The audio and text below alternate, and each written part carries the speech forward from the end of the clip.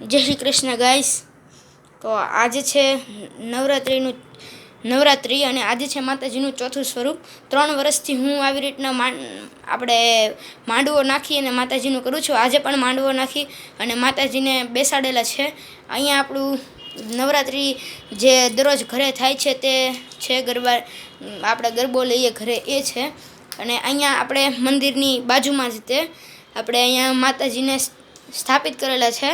તો હવે હું તમને અંદર પણ બધું દેખાડીશ કે માતાજીને આપણે કેવી રીતના તૈયાર કર્યા છે. આજે ચોથું નોરતું છે અને રવિવાર પણ છે, એટલે કૃષ્ણમાંડા માતાજી અને ખોડિયાર માતાજી બંનેનું સ્વરૂપ પણ આજે તમને દેખાશે. તો ચાલો હવે હું તમને દેખાડું.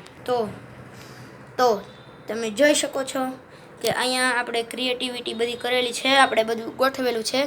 અને આ બધું તુઈની પટ્ટી પણ મેં સાથે બધું ગોઠવેલું છે. અને આ માતાજીની ચુંદડી પણ આપણે ઓઢળી દીધી છે. અને આ પણ એક ડેકોરેશન માટે મેં બનાવેલું હતું પુઠ્ઠાથી.